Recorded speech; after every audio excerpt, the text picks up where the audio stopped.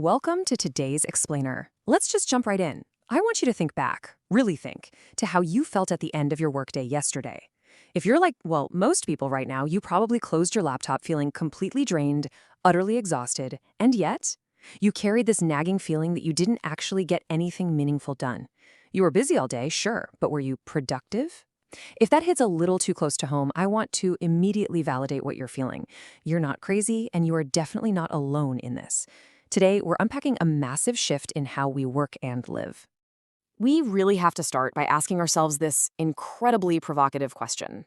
I mean, look at your crowded calendars, the endless stream of notifications, and that relentless underlying pressure to keep that little status dot on Slack or Teams bright green.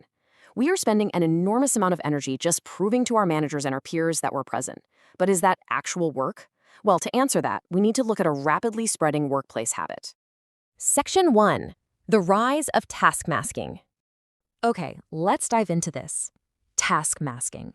It's essentially the practice of performative microtasks. You know the ones, jumping into a meeting you don't need to be in, hitting the dreaded reply all in an email just to be seen, or artificially cluttering your calendar. It's all about signaling effort and industriousness without actually moving any real outcomes forward. And get this. According to a recent WorkHuman poll, a staggering 36% of workers in the UK outright admit to this kind of pretend productivity. And honestly, they aren't doing it because they're lazy. They're doing it as a survival tactic to protect their boundaries and escape completely unrealistic expectations. Now, you've definitely heard of quiet quitting over the last few years, right? That's disengaging down to your contractual minimum. But task masking is an entirely different beast. While quiet quitting is retreating quietly, task masking is performing loudly. It's disengagement disguised as a hustle. It basically reads as a defense mechanism in a corporate environment where constant visibility has somehow become way more important than your actual well-being or the quality of your work. Section 2. The Productivity Theater. So how on earth did we get here? First off, if you find yourself doing this performative work, it is not a personal moral failing. It's a massive systems problem. There's a really fascinating discussion happening online about this, and one user in the r/attentioneering community on Reddit just hit the nail on the head. They wrote, "They brought factory floor thinking to knowledge work, where being visibly busy matters more than invisible thinking." Think about how powerful that is. Managers are mistakenly trying to measure cognitive deep thinking work using the outdated metrics of physical presence and instant responsiveness.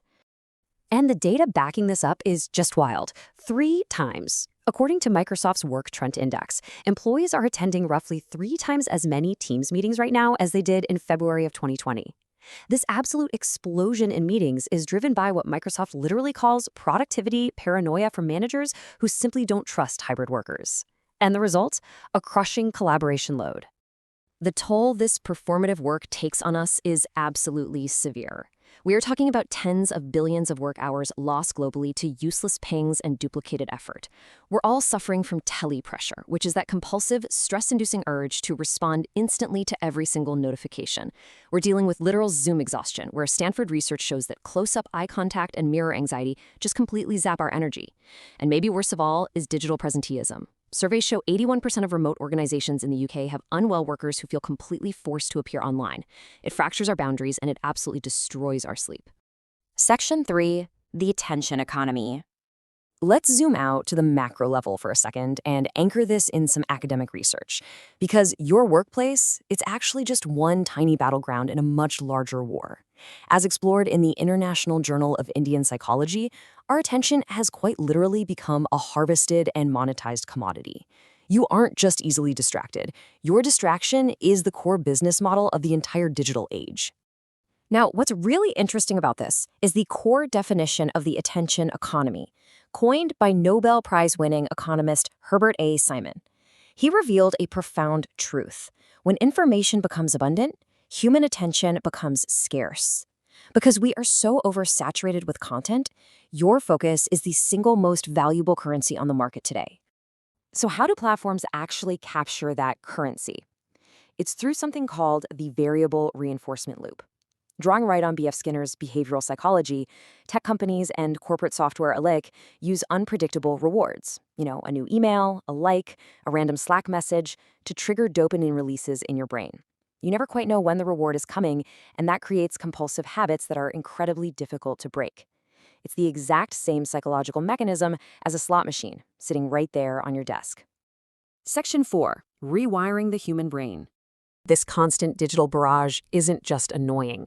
It's actively altering us on a physiological level. To really grasp the scale of this, look at a massive study reported in Men's Journal that analyzed nearly 100,000 people. It found that heavy consumption of short-form media, like TikToks, Instagram Reels, and YouTube Shorts, actively diminishes our attention control and our inhibitory control.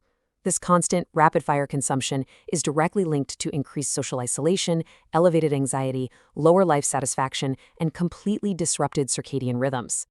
And this brilliantly illustrates the why behind it all. Groves and Thompson's dual theory explains that repeated exposure to this highly stimulating, fast-paced content literally desensitizes us. Our brains are being trained, day by day, to reject slower, deep, and sustained focus. That is exactly why sitting down to do a challenging 30-minute thinking task at work suddenly feels impossible without checking your phone 5 times. We are just losing our cognitive endurance. When we ground these psychological theories in hard neurobiology, it gets even more real. Constant task switching? It heavily taxes your prefrontal cortex, the part of your brain that controls executive function. The ventral tegmental area, which processes rewards, gets completely hijacked by those variable dopamine loops we just talked about, and your central nervous system is sent into absolute overdrive. Engaging with online rage bait or stressful work notifications activates your stress response, elevating your heart rate and your blood pressure. So digital fatigue isn't just in your head, it's a true physical reality. Section 5. The Gen Z Burnout Crisis. Now, when you combine corporate performative demands with an economy that's literally hijacking our brains, who suffers the most? Look at the demographic bearing the heaviest burden right now: Generation Z. This Business Wire survey data is staggering. 83% of Gen Z workers report feeling burnt out. That is an unprecedented rate of exhaustion for the youngest cohort in the workforce. They entered the labor market during a pandemic, straight into remote systems where visibility politics were at an all-time high, and honestly, they are cracking under the pressure. Let's move to how this builds, because burnout is not a sudden, overnight event. It's cumulative. It moves through 3 distinct stages. It starts with exhaustion, that deep, heavy physical and mental fatigue. Then it morphs into cynicism, where workers emotionally shut down and detach just to protect themselves. And finally, it results in the erosion of self-efficacy. This is the silent collapse, where you lose your sense of purpose and actually begin to believe, deep down, that you are no longer competent at your job. Section 6. Fixing a broken system. Because this exhaustion is built right into the DNA of modern work, it requires structural fixes. So the crucial point is this: we must fundamentally stop rewarding optics. We have to transition to measuring actual outcomes and real progress, not just how long someone's status icon is active online. We need to establish a strict cadence of fewer but much sharper meetings, fiercely protecting focus time so people can actually do deep, meaningful work without constant interruption. And importantly, we need to rebuild genuine human connection to counter the severe isolation of this digital age. Which brings us to the end of our explainer today, and I want to leave you with a bit of a challenge. Think about your own daily habits and the culture you're contributing to. What will you measure tomorrow? Will you play the exhausting game of proving your presence, or will you fiercely protect your peace and focus on your actual progress? The choice really begins with you. If you want to dive deeper into the science of how we can reclaim our focus, I highly recommend checking out the source studies we covered today. Thanks so much for joining me on this explainer, and I'll catch you next time.